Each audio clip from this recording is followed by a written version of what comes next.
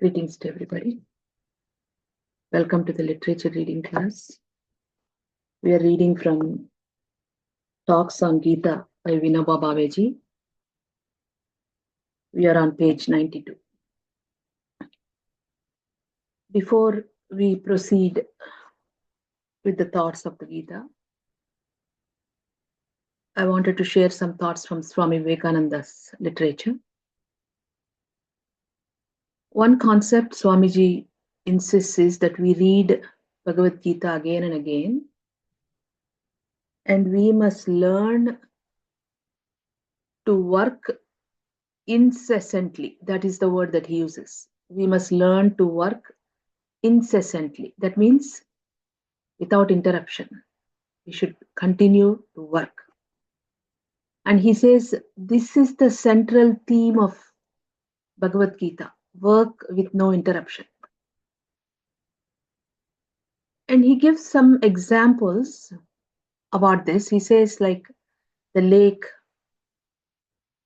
every ripple, every wave that arises in the mind, when it subsides, it does not die out entirely. It is a part of it. It leaves a mark and a future possibility of the wave coming out again. It is a part of the wave. So this mark with the possibility of the wave appearing in, and that is what he calls as samskara, impression. When the wave rises, it is a samskara, it's an impression. And he says that every man's character is the total of these impressions. Because the way we think, the way our thought rises, it influences our thought and work without being conscious of the fact. So how potent thought is. That's why Swamiji says, so a man who thinks good thoughts, he does good work. And the sum total of all those impressions will be good, and so his character will be good. So Vivekananda ji also is talking like Lalaji. Lalaji said, sow a thought, you reap an action. You sow an action, you reap a character. You reap your character, sow your character, you reap your destiny. So everything belongs to the thought, the right thought. And which is what Revered Daji is also teaching us.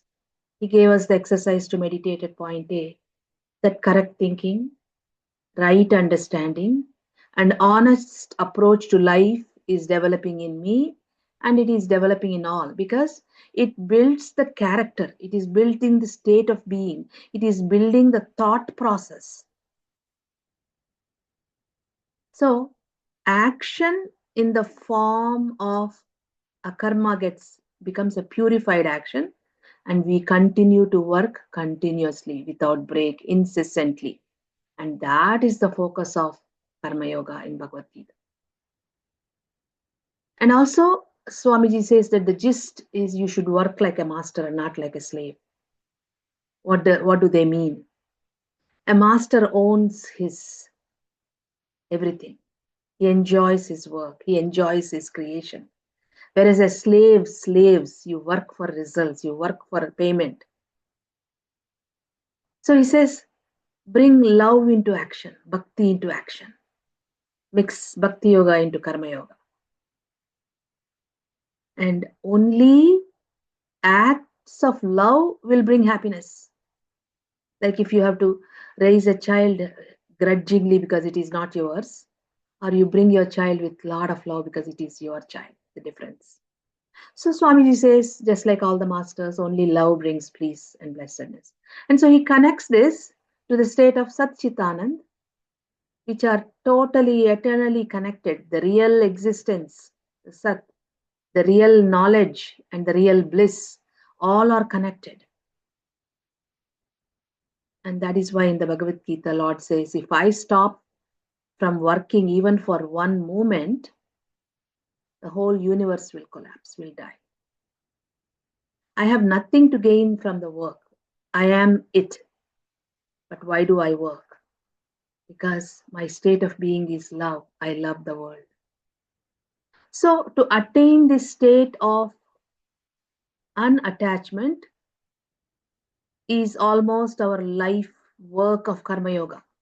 The work that we are doing in Karma Yoga is to work with the purest intention, with no worry about what the result is, but you are serving with a lot of love.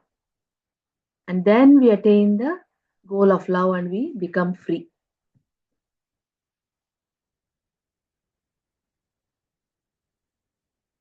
So, in this page 92, Vyasa the sage says, Shuka, his son, Shuka, my son, you have certainly attained self knowledge, but it lacks the self seal of confirmation from a religious preceptor, a guru. So the great sage is sending his son and saying that you have the knowledge, but you need a confirmation from an enlightened soul who is the guru, a preceptor. And so he says, I would like you to go to Janaka, the king, for this purpose. Shuka thereupon proceeded to meet King Janaka. On the way to the palace, he passed through the capital city, observing the urban scene which was unknown to the young hermit.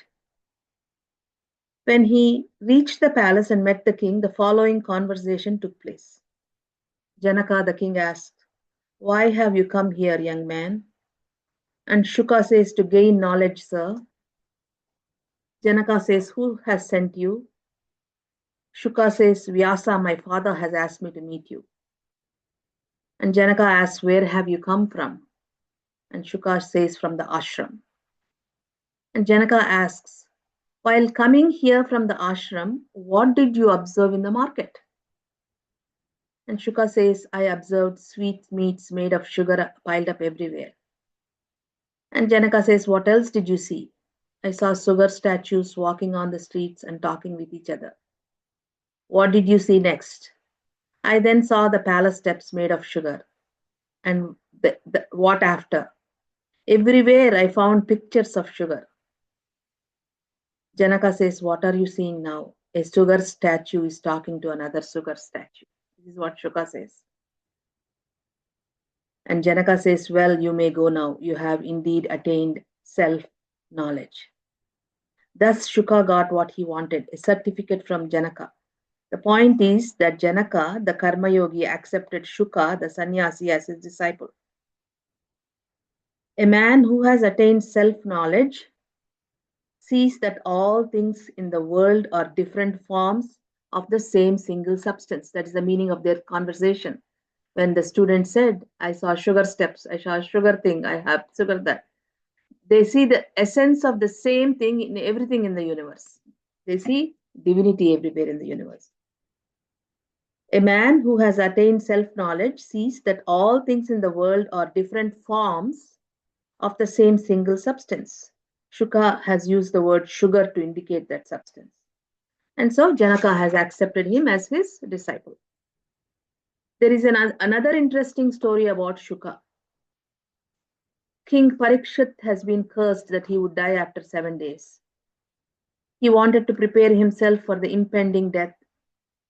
He wished to be instructed by a guru as to how to be so prepared. So he sent for Shuka. Shuka came and sat in cross-legged position, narrating the Bhagavata to him continuously for full 7 days.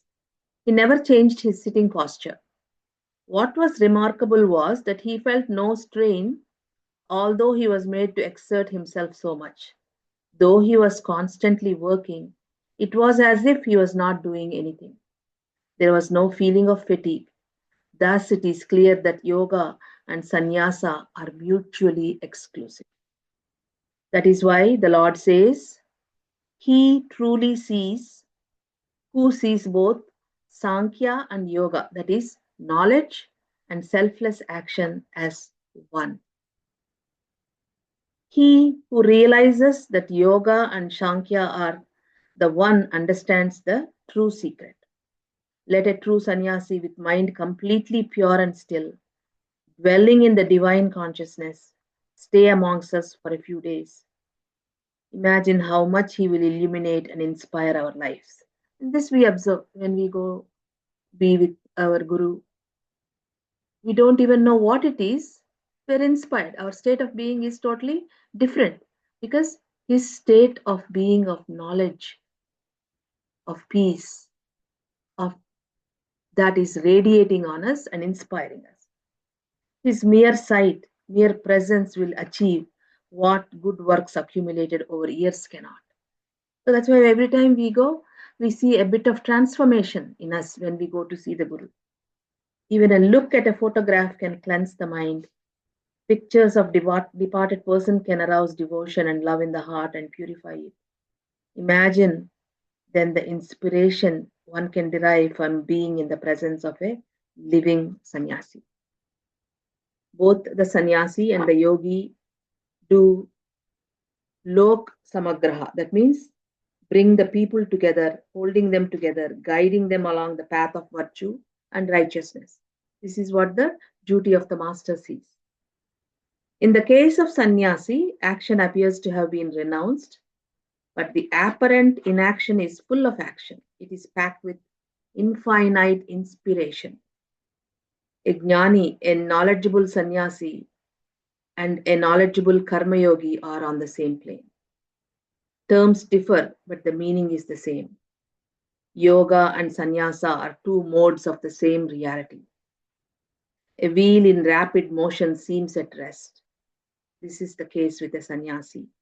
Mahavira, Buddha, Nivrittinath were such realized souls. Although the activity of a sannyasi appears to have come to a standstill, he is doing immense work.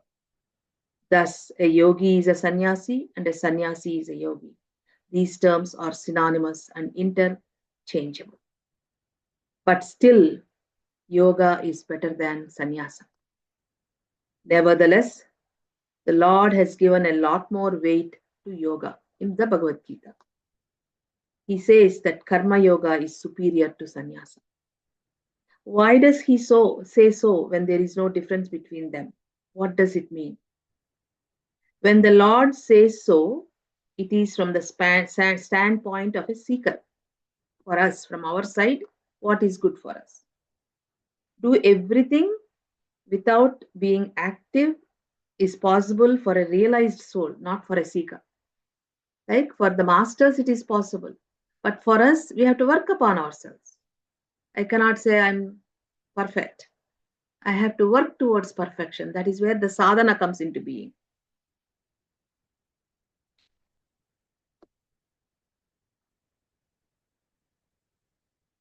But it is possible for a seeker, at least to some extent, to follow the way of doing without getting attached to work that is actually acting outwardly but remaining inactive within. That we perform the action, but inside we remain connected to that state of being of remembrance. Working without outward action will be a riddle for a seeker. He will be at loss to understand. For a seeker, karma yoga is both the way and the goal. But sannyasa is only the goal, it cannot be the way. Because sannyasa is a state of being, of your inner state of being, that you are so detached to everything, but yet you perform. But karma yoga is the way, performing the duty is the way. Hence, from the standpoint of the seeker, karma yoga is superior and preferable to sannyasa. By the same reasoning, the Lord has, in the 12th chapter, said that Saguna is preferable to nirguna. Saguna means with attributes, while nirguna means without attributes.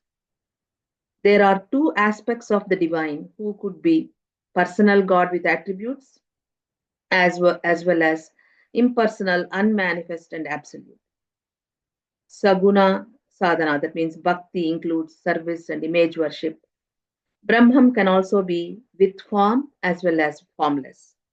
Different religions and traditions believe in one or more of these aspects. For example, an image worshipper, God is Saguna as well as Sakar. That means a form. In Islam, God is Saguna but Nirakar. That means he has no form. Practice means spiritual pursuit, efforts for self-realization or attainment of self-knowledge. So in Saguna sadhana, eyes can behold the Lord's form, ears can hear his praise, Hands can worship him and serve the people. Feet can be used to go on pilgrimage. In this way, all the organs can be given some work, and putting them to such use, they can be gradually saturated with the divine consciousness. This is the purpose of service.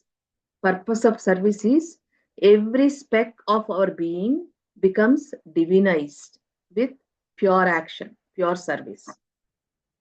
This is possible in Saguna sadhana and not in the nirguna one, where there is no use of any organ. There is, as it were, a ban on the use of all the organs.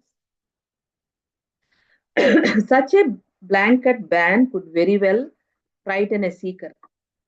How can then nirguna get imprinted on his mind? If he sits still, his mind will get filled with all sorts of useless and untoward thoughts when there is no form. That is why, even in the heartfulness method, we take with the subtlest idea that the divine light is present in my heart. And we use that concept at point A. Why?